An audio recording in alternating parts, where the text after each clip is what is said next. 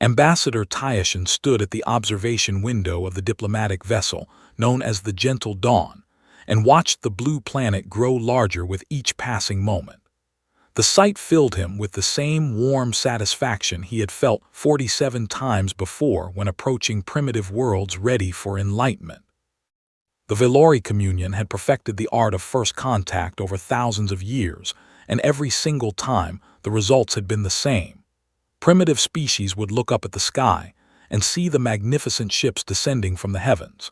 They would tremble with fear at first, but that fear would quickly transform into wonder, and then into grateful tears of joy. The pattern never changed because the Velori understood the psychology of young species better than anyone in the galaxy. Ambassador, we are entering optimal position above the primary population centers, announced Navigation Officer Keyleth from her station. Tyashin nodded his crystalline head slowly and allowed himself a moment of pride. The Gentle Dawn was a masterpiece of diplomatic engineering with its bioluminescent hull that pulsed with soft, welcoming colors and its graceful spires that reached toward the stars like fingers of hope. There was nothing threatening about the vessel, because the Velori had spent centuries removing every aggressive angle and every intimidating feature from their contact ships. Behind the Gentle Dawn floated 11 more vessels of similar design, and together they formed the most beautiful fleet in the known galaxy. Each ship carried gifts of technology and medicine and knowledge that would transform this primitive world called Earth into a paradise within a single generation. Begin the standard decloaking sequence, Tyashin commanded with confidence. Let them see us in all our glory. The ships shimmered into visibility above 12 of Earth's largest cities simultaneously, and the effect was exactly as planned. Millions of humans looked up at the sky and saw kilometer-long vessels of impossible beauty hanging in the air like crystalline dreams made real. Tyashin activated the universal broadcast system and spoke the words he had spoken so many times before. People of Earth, do not be afraid. We are the Velori communion and we come in peace. We bring knowledge and wisdom and the promise of a better future. We welcome you to the stars. The message repeated in every human language that the Velori had decoded from decades of intercepted radio signals, and Tyashin settled back to wait for the inevitable response. First would come the chaos of excitement, and then the hasty organization of welcoming committees. Within hours, he would be shaking hands with trembling human leaders who could barely contain their joy at discovering they were not alone in the universe. Minutes passed, and Tyashin frowned slightly, because the silence seemed to stretch longer than usual. Ambassador, Keyleth said with uncertainty creeping into her voice, I am detecting unusual activity on the planet's surface. Unusual in what way? Military installations are activating across all continents. Their primitive satellites are repositioning, and there appears to be significant movement in their ocean vessels. Tyashin waved a dismissive hand because such reactions were not uncommon in the first moments of contact. Their military forces are simply responding to an unknown situation. Once they understand our peaceful intentions, they will stand down. But Keyleth's expression grew more troubled as she studied her displays. Ambassador, I am detecting launches, multiple launches from hidden locations across the planet. Launches of what? Before Keyleth could answer the question, the space around Earth began to fill with ships. They rose from the planet's surface in waves and emerged from behind the moon in organized formations. They burst from concealed positions in the asteroid belt with engines burning bright. Tyashin stared in disbelief at the vessels appearing on his screens. These were not the crude chemical rockets he had expected from a primitive species. These were warships with fusion drives and heavy armor plating and weapon systems that made his blood run cold. How is this possible? He whispered. Our scans showed no such capabilities. They were hidden, Keyleth replied with fear evident in her voice. Somehow they hid all of this from our sensors. The human ships were ugly, brutal things with sharp angles and exposed weapon ports, and none of the elegance that the Velori prized. They looked like they had been designed by a species that expected to fight for its survival, and they moved with the precision of forces that had trained for exactly this moment. Within minutes, hundreds of human warships had formed a defensive sphere around the planet, and more were still arriving. Tyashin counted dreadnoughts and carriers and destroyers, and countless smaller attack craft. The primitive world had somehow assembled a fleet that rivaled many spacefaring civilizations. "Open a communication channel," Tyashin ordered while trying to keep his voice calm. "There has clearly been some misunderstanding." "Channel open, Ambassador." "Human vessels, this is Ambassador Tyashin of the Velori Communion. We mean you no harm. Our presence here is one of friendship and cooperation. Please stand down your military forces so that we may begin peaceful dialogue." The response came not in words but in the form of targeting systems locking onto every Velori ship simultaneously. Warning alarms filled the bridge of the Gentle Dawn. Then a human voice cut through the chaos with cold professional clarity. "Velori vessels, this is Admiral Wei Lin of the United Earth Defense Initiative. You will hold your current positions. Any vessel that approaches within 500,000 kilometers of Earth will be fired upon. Any vessel that attempts to leave the system will be fired upon. You will power down all weapons and shields immediately. This is not a request." Tyashin felt his crystalline heart pounding in his chest. "Admiral, I assure you that we have no weapons to power down. Our vessels are purely diplomatic in nature. We have come bearing gifts and good intentions." "Your intentions are irrelevant," Admiral Wei responded without emotion. "You appeared above our cities without warning or invitation. You disrupted our global communications for 11 minutes during your broadcast. You positioned your vessels in optimal strike locations over population centers. These are not the actions of peaceful visitors. Those are standard first contact protocols. Every species experiences minor disruptions during the revelation. It has never been a problem before. It is a problem now. You will comply with our demands or you will be destroyed." Tyashin looked around at his bridge crew and saw his own shock reflected in their faces. In all the thousands of years of Velori history, no primitive species had ever responded to first contact with such immediate and overwhelming military force. The young races were supposed to be awed and grateful. They were supposed to weep with joy at the discovery of benevolent elder beings. These humans were not weeping. They were not awed. They had somehow built a secret military force capable of challenging a galactic civilization, and they had deployed it within minutes of the Velori arrival. "Ambassador, what do we do?" Keyleth asked desperately. Tyashin had no answer because nothing in his training had prepared him for this moment. The Velori had expected wonder and curiosity from the humans. They had expected primitive beings eager to learn and grow and join the galactic community. Instead, they had found a species that greeted visitors with war fleets. "Power down all systems," Tyashin finally said with defeat heavy in his voice. "Do exactly as they demand. And someone contact the Communion homeworld because they need to know that everything we thought we understood about first contact may have been wrong. The humans had done the impossible, and the galaxy would never be the same." Admiral Wei Lin stood on the bridge of the UES Defiance and watched the alien vessels power down their systems one by one. Her face revealed nothing of the fear that churned in her stomach, because a commander could never show weakness in front of her crew. She had trained for this moment for 30 years, and she had never truly believed it would come. The United Earth Defense Initiative had been humanity's greatest secret and its greatest gamble. 60 years of hidden construction and covert research and classified training exercises had led to this single moment when aliens finally appeared in Earth's sky. "Admiral, all 12 alien vessels have powered down," reported Captain Chen from the tactical station. "They are complying with our demands." "Maintain targeting locks," Wei ordered firmly. and keep our ships in defensive formation.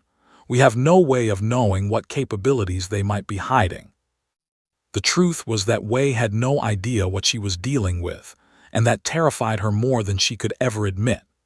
The alien ships were enormous and beautiful, and clearly represented technology far beyond anything humanity had achieved. The Defiance might look impressive with its heavy armor and powerful weapons, but Wei knew that her ship was likely a primitive toy compared to what the Velori could build. But the aliens did not know that, and that was the only advantage humanity had. General Marcus Cole's face appeared on the communication screen, and his expression was as hard as granite. "Admiral, the Security Council has convened. They want a full assessment of the situation." "Tell them the situation is contained for now," Wei replied. "The aliens are cooperating, but I have no idea how long that will last. These beings traveled across the stars to reach us, which means their technology is centuries ahead of ours at minimum. If they decide to fight back, we might not be able to stop them." "Then we need to make sure they never decide to fight back," Cole said grimly. "Keep them afraid and keep them uncertain. The moment they realize how outmatched we actually are, this whole situation falls apart." Wei nodded because she understood the strategy even if she hated it. Humanity was bluffing with everything it had, and the entire future of the species depended on the aliens not calling that bluff. On the Gentle Dawn, Ambassador Tyashin paced the length of his darkened bridge and tried to understand what had gone wrong. The humans should have been celebrating. They should have been organizing festivals and preparing welcoming ceremonies.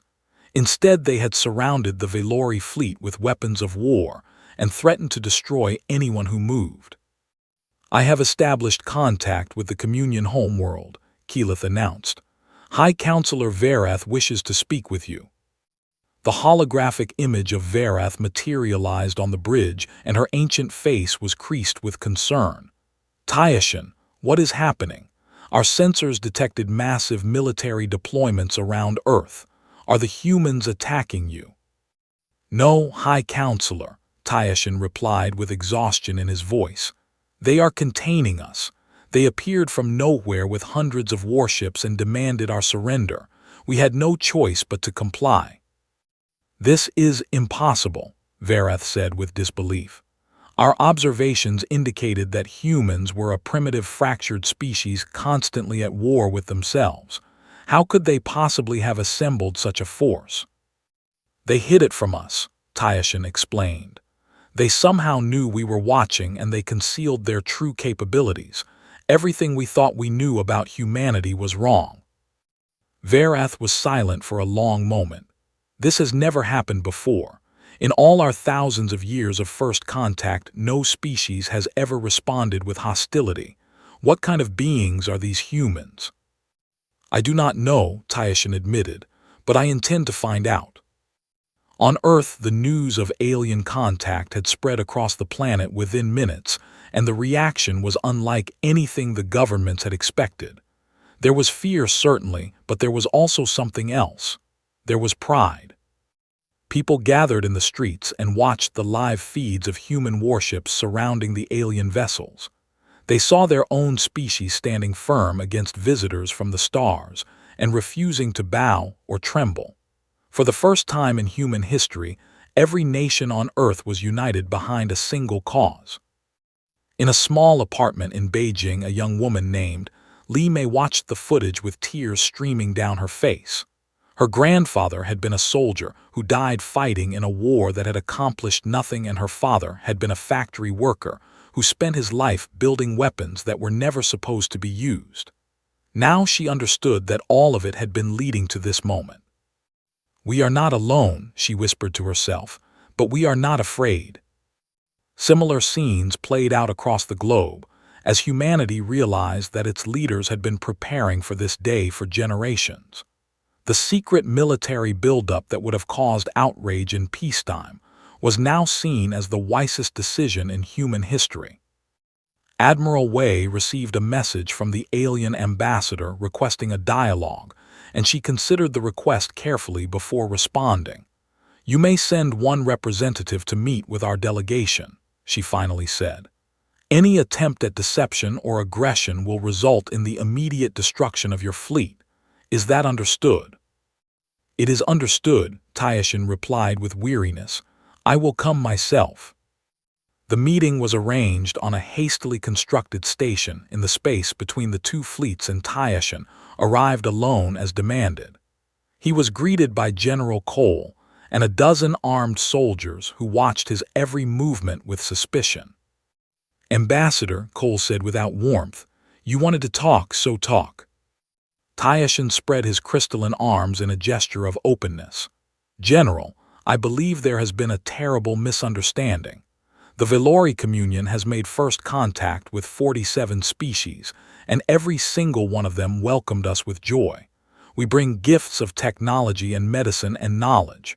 We wish only to help your species reach its full potential." "And what do you want in return?" Cole asked with suspicion. "Nothing. We ask for nothing.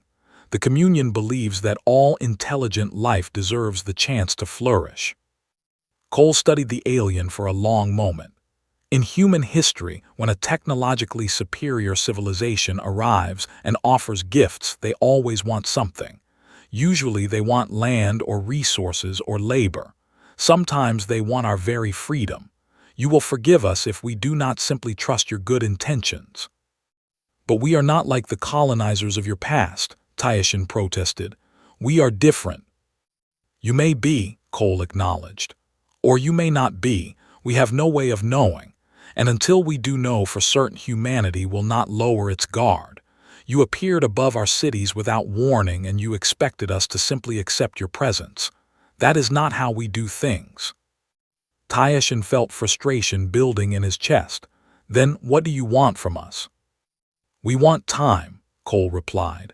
"Time to study you and understand you. Time to verify that your intentions are truly peaceful. Time to ensure that humanity is not making a mistake that will cost us everything. If you are truly benevolent, then you will grant us that time. If you are not, then we will discover that as well." The alien ambassador looked at the hard faces surrounding him and realized that humanity would not be easily welcomed into the galactic community. These beings had been shaped by a history of violence and betrayal, and they trusted nothing and no one. But perhaps that was exactly what made them special. "Very well," Tyashin said finally. "We will wait. We will give you all the time you need." And so the standoff continued, while two civilizations watched each other across the void of space and wondered what would happen next. 3 weeks had passed since the Velori arrived, and the standoff showed no signs of ending. The alien fleet remained motionless in space, while human warships circled them like wolves watching wounded prey. Neither side had fired a shot, but the tension grew heavier with each passing day. Ambassador Tyashin spent most of his time staring out the observation window and trying to understand the species that had defied every expectation. The humans had not celebrated or rejoiced at the discovery of alien life. They had simply prepared for war and waited for the Velori to make a mistake. "Ambassador, we have received another communication from the Communion homeworld," Keyleth announced. Tyashin turned from the window with exhaustion written on his crystalline features. "What does the High Council want now?" "They are sending Scholar Nemeth to assist with the situation. She is our foremost expert on xenopsychology, and they believe she may be able to help us understand the human mindset." "I welcome any help," Tyashin admitted, "because I have spent 3 weeks studying these beings and I still cannot comprehend their behavior." Scholar Nemeth arrived 2 days later aboard a small research vessel that the humans reluctantly allowed to approach the fleet. She was ancient even by Velori standards, with a body of pure crystal that had weathered thousands of years of existence. Her mind was said to be the sharpest in the Communion, and she had personally overseen first contact with a dozen species. "Ambassador," she greeted Tyashin with a formal bow, "I have reviewed all your reports. This is a most unusual situation." "Unusual is an understatement," Tyashin replied. These humans have done everything wrong according to our models. They should be overwhelmed with emotion. They should be desperate to learn about the universe. Instead, they sit behind their weapons and watch us like we are dangerous animals." Nemeth nodded slowly. "I have requested access to their information networks. I wish to study their history and culture directly. Perhaps that will reveal the source of their behavior." The humans granted the request after extensive debate because they reasoned that allowing the aliens to see human history might actually work in their favor. If the Velori understood what humanity had survived, they might think twice about any aggressive actions. Nemeth connected to Earth's networks through a carefully monitored link and began her research. What she found in the following days would change her understanding of intelligent life forever. On the human side, Admiral Wei was facing pressure from every direction. The world governments wanted answers, and the military wanted action, and the public wanted reassurance. She had none of these things to give. "Admiral, we cannot maintain this standoff indefinitely," Captain Chen warned during a strategy meeting. "Our crews are exhausted and our resources are stretched thin. Eventually something will have to change." "I know," Wei admitted. "But what choice do we have? The moment we show weakness, those aliens might decide we are no longer a threat. And if they decide to take action, we have no idea what they are capable of." General Cole spoke up from the communication screen. "Our intelligence teams have been analyzing the alien vessels. They believe the Velori technology is at least 500 years ahead of ours. Their ships appear to have no weapons, but that does not mean they are harmless.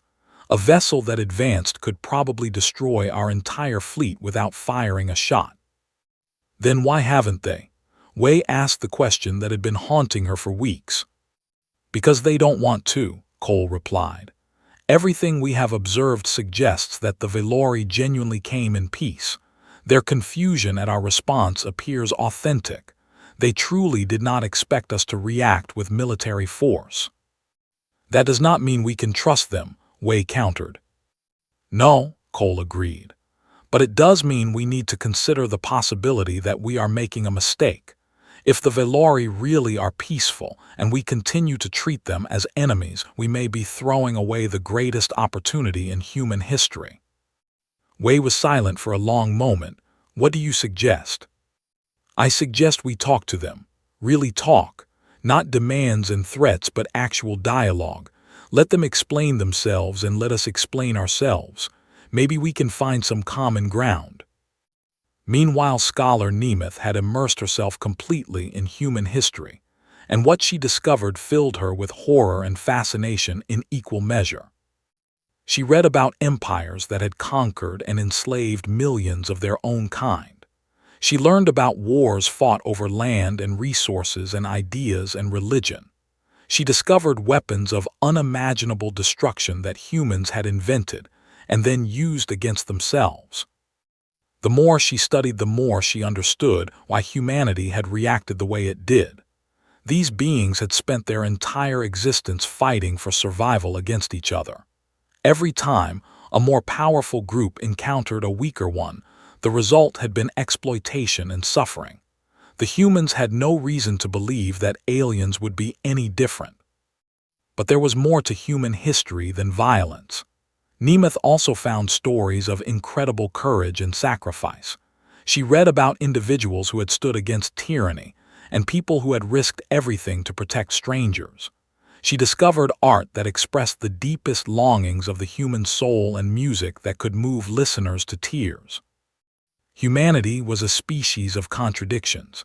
They were capable of terrible cruelty, but also remarkable kindness. They had nearly destroyed themselves a dozen times, but they always found a way to survive. They looked up at the stars with fear, but also with hope. "I understand now," Nemeth said to herself as she reviewed her findings. "They are not hostile by nature. They are defensive. They have been hurt so many times that they have learned to expect the worst from every new encounter." She requested a meeting with Ambassador Tyashin and shared her conclusions. "These humans have experienced traumas that we cannot imagine," she explained. Their entire civilization is built on the assumption that the universe is dangerous and that survival requires constant vigilance. When we appeared above their cities, they did not see saviors. They saw potential conquerors. Tyashin struggled to process this information. But surely they can see that we mean no harm. Can they? Nemeth asked gently. We arrived without warning. We positioned ourselves above their population centers. We disrupted their communications. From their perspective, we behaved exactly like an invasion force preparing to strike. Those are standard protocols, Tyashin protested weakly. Standard protocols developed for species that had never been invaded or colonized or exploited, Nemeth pointed out. Humans have experienced all of these things. They know what it looks like when a superior force arrives with smooth words and promises of friendship, and they know that such arrivals usually end in tragedy. Tyashin felt shame washing over him. We were fools. We assumed all species would react the same way because all previous species had. We never considered that a species might have reasons to fear contact. The humans are not wrong to be cautious, Nemeth said. In fact, they may be the wisest species we have ever encountered. They refuse to trust blindly, and they demand proof of good intentions before lowering their guard. Is that not exactly what a species should do when facing the unknown? Tyashin had no answer. Everything he had believed about first contact had been turned upside down, and he was beginning to wonder if the Velori were the ones who needed to learn. The standoff continued, but now both sides were starting to see each other in a different light. The humans were realizing that the aliens might be genuine in their peaceful intentions, and the Velori were learning that humanity's hostility was not aggression but self-defense. Perhaps there was hope for understanding after all. Scholar Nemeth could not stop reading. Day after day, she absorbed more of human history and culture, and with each new discovery her understanding deepened and her respect grew. She found records of something called the Holocaust, where humans had systematically murdered millions of their own kind, simply because of their beliefs and heritage. She read about colonial empires that had enslaved entire continents and extracted wealth through brutal violence. She discovered nuclear weapons that could destroy cities in an instant, and learned that humans had actually used them against each other. Any other species would have been horrified by these revelations and concluded that humanity was too dangerous to contact. But Nemeth saw something else in the darkness. She saw survivors. They should have destroyed themselves, she murmured while reviewing casualty figures from human wars.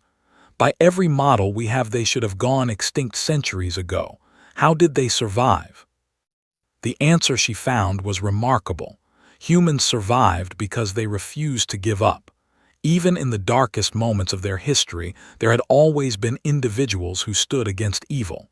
There had always been people who risked their lives to protect others. There had always been hope even when hope seemed foolish. Nemeth discovered resistance movements and underground railroads and ordinary citizens who had hidden fugitives at the cost of their own safety. She found doctors who had worked without rest to save lives and teachers who had educated children in secret and artists who had created beauty in the midst of horror. They are not a species of violence, she realized with sudden clarity. They are a species that has survived violence, and they have developed tools to fight against their own worst impulses. She dug deeper and found concepts that had no equivalent in Velori language: democracy and human rights and the rule of law. These were ideas that humans had invented to protect themselves from themselves. They had created entire systems of government designed to prevent any single individual or group from gaining too much power. They do not trust each other, Nemeth understood. They have built their entire civilization on the assumption that power corrupts and that everyone must be watched. Is it any wonder they do not trust us? On the human side, Admiral Wei was receiving reports that complicated her view of the situation. Intelligence teams had been analyzing the alien technology, and their conclusions were troubling. The Velori ships have no weapon systems whatsoever, a young analyst named Lieutenant Park explained during a briefing. We have scanned them repeatedly with every sensor we have, and there is nothing. No missile tubes and no energy weapons and no kinetic launchers. These vessels are exactly what the aliens claim them to be. Diplomatic ships. That seems impossible, Wei replied. No civilization would send unarmed vessels into unknown space.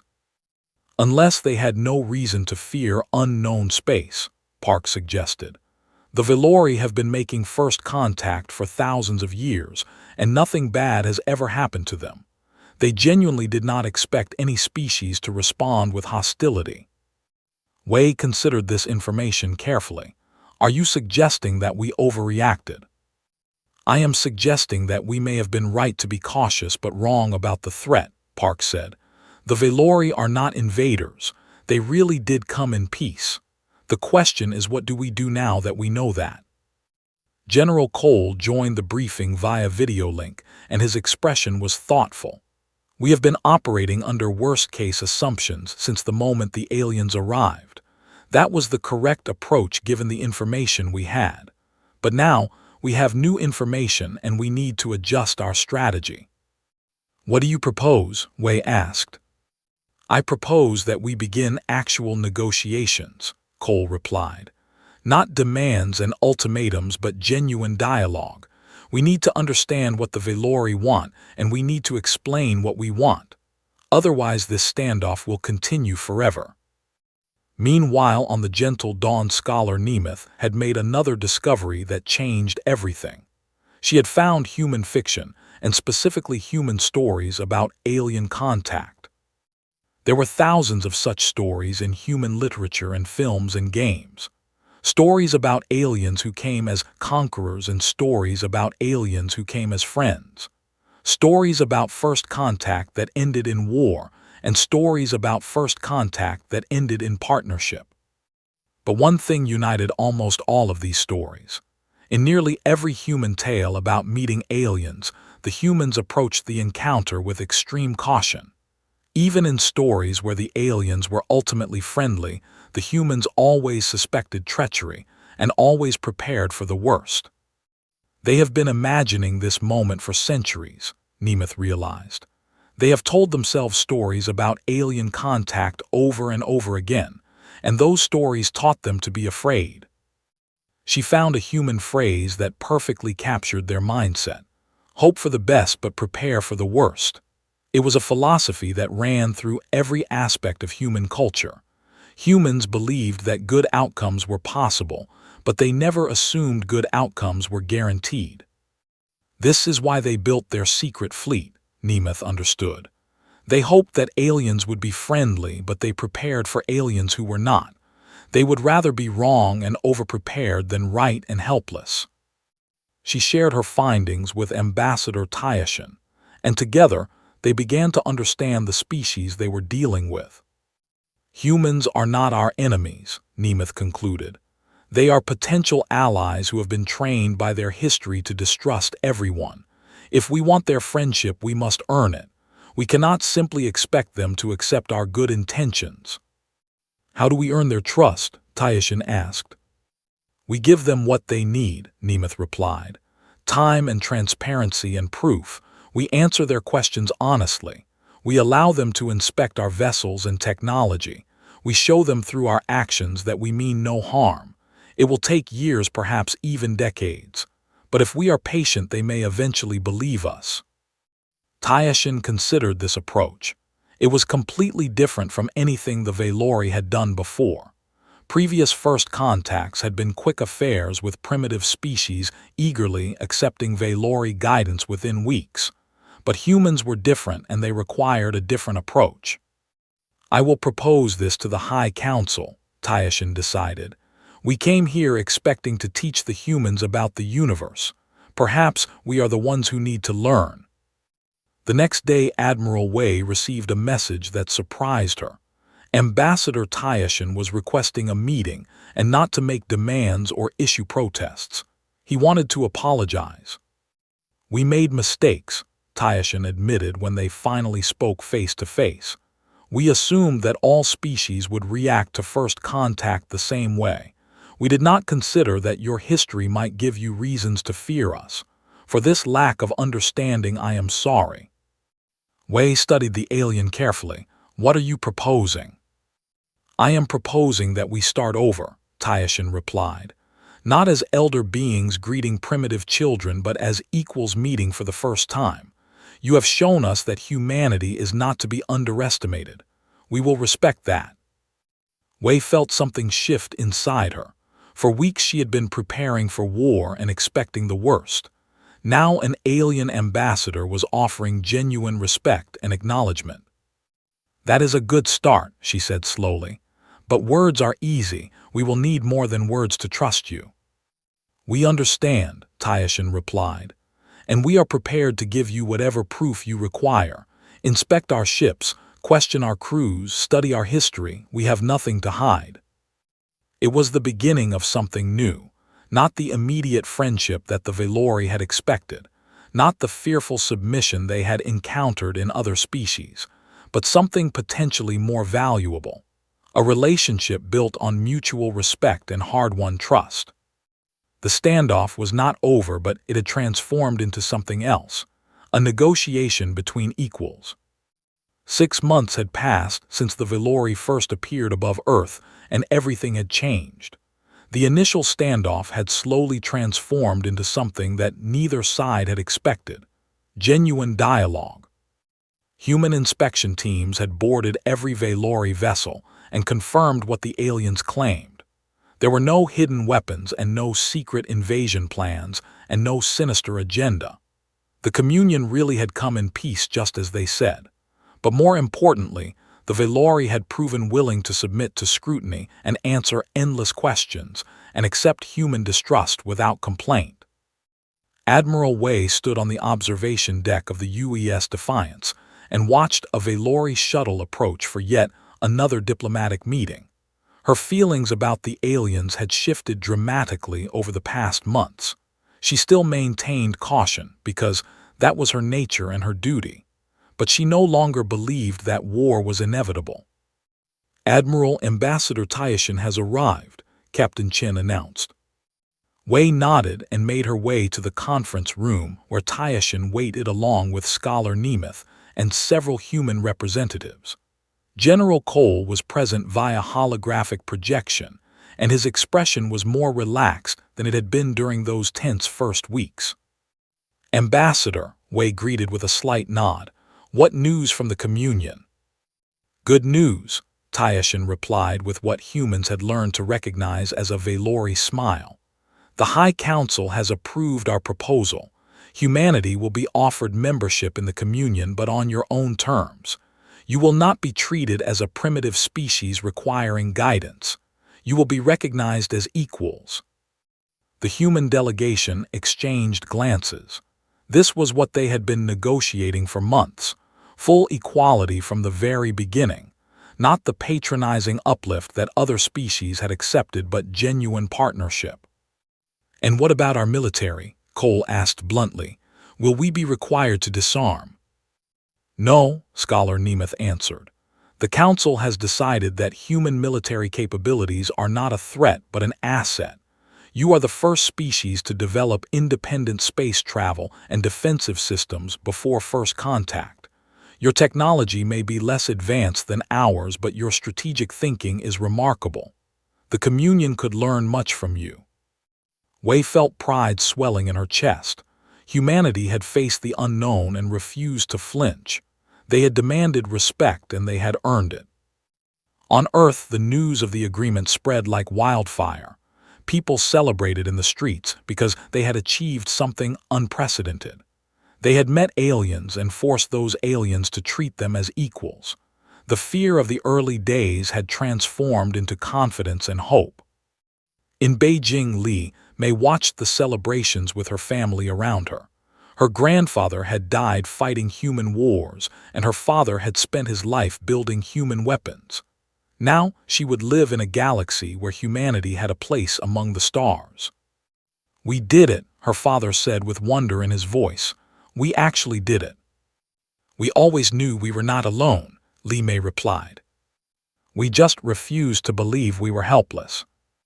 Ambassador Taishan requested a private meeting with Admiral Wei, and she agreed. They met in a small observation room with nothing between them but a window showing the stars.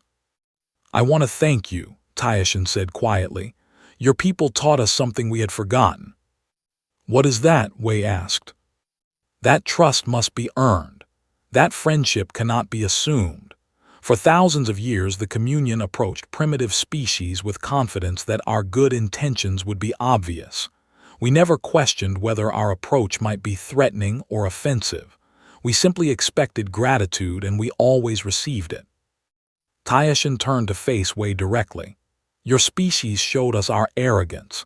We appeared above your cities without invitation and expected you to welcome us. We disrupted your communications and thought nothing of it. We positioned our ships over population centers and assumed you would see beauty rather than threat. You taught us that perspective matters. Wei considered his words. We were afraid. When your ships appeared, we thought it was the end. Everything we knew about our own history told us that first contact meant conquest. And yet you did not surrender, Taishan observed. You did not hide or panic.